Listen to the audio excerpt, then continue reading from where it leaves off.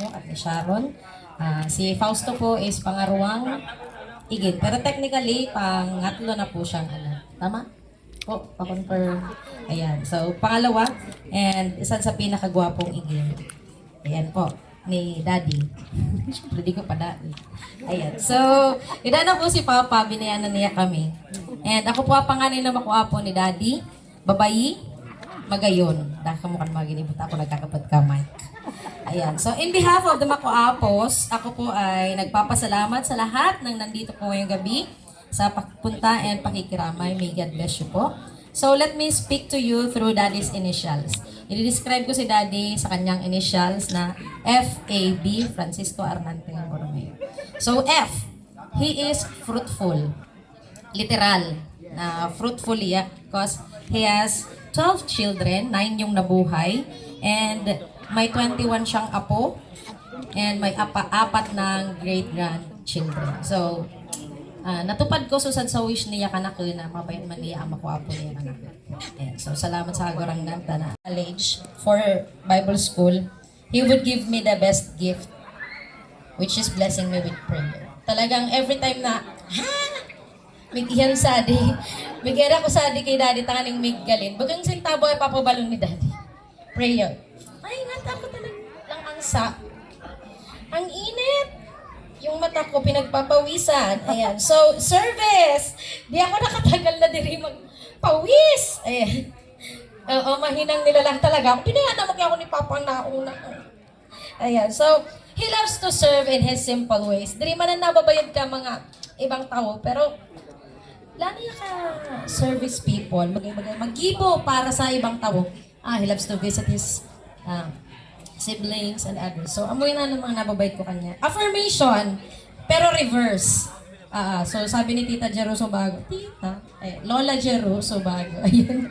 Reverse si Daddy mag-compliment na natagam gayud ni Papa na in which nagpakusig ka na ka as a person, nadawa ko nung iba to anak ka na mga lang niya ka baba, I know, pero maging ako, arikan. So, dawa ko nung bully ka ng mga people around me na kuwa.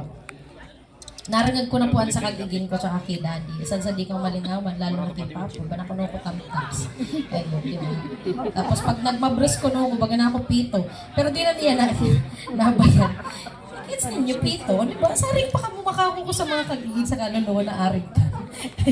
The best. Ayan. So, next is quality time. So, love language yun sa quality time.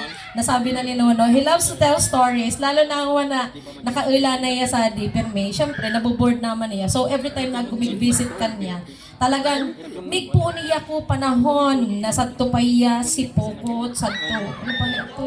Yabo niya. Di ko na ganyan mga naabot. Ayan, sa to yabo. Yabo. Kasi ko kaya kayo book, Korean for honey. Ayan, pero abot to. So, he really loves to tell stories. So, Grace kakagurang na kimpauno niya na experience. Na, so, sabi nga ni Auntie Amor, nakulog si Daddy. Diba? So, amo itong mga istorya talaga niya. And next is physical touch. Ayan. Physical si Daddy. Pero bago sa kiss, saka sa hug. Physical niya is mamukol. Gani. Pero di ako napukol ni Daddy. Siguro, pero natikal sana ako niya. Ayan. So, hinap sa tikal mo. What is tikal? Ayan. So, sabihin ko kaya kanya, i-intermission ko ako medyo college na ako. Tapos, syempre, pwede ko na lalambing-lambing sa entremis na gatingay. Mababalos-balos ko na. Sabihin ko yan sa gurang na ka. Tapos, pag nagbisa ako kanya, diretso ko ka na, arigin ka na. So, arig na ako ka. So, sabi niya sa, maluya na ako, may arigin ka. Hanggang sa dawa nakaila na po yan sa adik. Every time na kukuhaan, tapos talagang sasabi ni Jaja na, pipisilan talaga ka hanggang sa aray. Makasigpay ka, okay na. Tapos, gatingay nakidik. Ayan. So, amoy na sobrang magmahal si Daddy, to the point na umaabot sa sakitan. So, di ko malilingawan ka to si Papa saka si Daddy. Ibang klase silang magpabayad sa pagkabuot na nagkakakiligan na sila. Pero, ngamin sa buong compound na maaalarma dahil ka na pagpapayabaner sa kada isan. Agko point si Papa, agko point si Daddy, puro sila pointless. So, one of the most misunderstood person Kasi people sees him as very strict and tough, but surely he's just waiting ng lambing, lalo pag sa makuapo na niya. Ibang klase sweetness ni Daddy pag-abot sa makuapo. Siguro lahat naman ng lolo at lola, ganun po talaga. And lastly, letter B is Borromeo. He is a food tripper, he's a traveler, and he's a singer. Ayan. Amuyan na nasad sa mga legacy na binayaan niya. Si Daddy makasig magkaan sa ice cream, kaya po nga nag-serve kami sa ice cream. Ayan. Ang lakas, di ko talaga mangangalas talaga ako na one time nag-date, i-dinate na mo si Daddy sa kasi mami kanto ko, ako na po work. Nagkaan na kami sila kadakil, tapos sabi ko, gusto pa ice cream? Kinag ko nga yan. Tapos talagang bongga sa lafang si Daddy pag-abot sa ice cream. So sabi nga nila, abo niyang ako tutuda. Nakuha. Pero bilib talaga ako, biyaya ko kagurang nanta, di iya nag-maintenance katong time ato. Traveler, sinama niya akong tapi, first time gin si Aboy iniba sa Goa, ako nagpatapi kami kanto si Ramami so kasi Daddy iniba ni Rako, first time kong mag-travel sa bus tsaka sa train, kaya best in kuha. So, next is matapang pala pero iyakin. Ayan, ang mga Borromeo po ay matatapang pero mga soft-hearted. Uy, soft-hearted. Iba nagluluwas minsan sa nga pero talagang di sa nakayagit mo overwhelmed sa nasa emotions. And he loves to sing, especially to the Lord every 4 a.m. Sabi ka din mga pinsan kong magtuturog sa adi. Never missed a devotion time. So, truly, Daddy leads by example. Minsan siguro napagal na yung magparangabil, pero the way na ngawa na nagre-reminis ako, he leads by example. Di na niya pinaggangabil, ginigibo na niya. Surely God has been so faithful to Daddy's life. Others may see it na nagsakit iya, pero actually, subiyaya pananggad po kagurang na sunagit sa. Kasi, kadakil ko, minamawit ko. Minamawit ni Daddy, kaya sabi ko po, nagluluya na iya. Ready na ba tayo na? Lang angsa talaga nga daan. Dear Charo, ayan. Sorry, Charo. Ayan, so salamat sa kagurang nanta. Abiyaya talaga niya. Sabi ko, rest na lang Daddy. Kami na bala.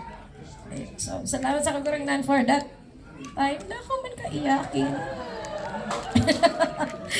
Bago ba na di sa pagiging kawasip-sip, tada man ganyan ka na kayo pinagwatak si Daddy. Ay, diri ako pala na kumamanangan sa seminaryo, kanakanto. Daw ano magyari. So, salamat sa Kurangnan for his life, for Mommy's life also, and sa mga buhay ka ng mga nauna ka na mga nawa, nabiyaya. And so, legacy niya is magpadagos up to generations na sabi ni Pastor John, hanggang Agco Borromeo. Magpadagos sa legacy niya. Praise God. Ayun. Ano ako na finale lang ko. Ayan. Nagawa po ako ng mighabol. Sabi ko po mga iyakin po ang mga Borromeo. Kaya, gustong magtindig sa tumagmumod sa'yo. Ayan. Saan sunod ko sagbuot. Tapos ano yung mga pinsan ko, mga mahiyain. Ayan. So, salamat po muli sa pakikiisa at pakikiramay po. Gawa pala po sa video about ko ay so mga agi-agi ni Daddy. Pag silingan tama po. Habang siniserve po as snacks, pero bago po ato, ipag-pray muna. Okay ko si Jaja para ipag-pray ang snackan. Ako din, tuli. Kamu di kamu. Sabi ako magtulog. Balik kami.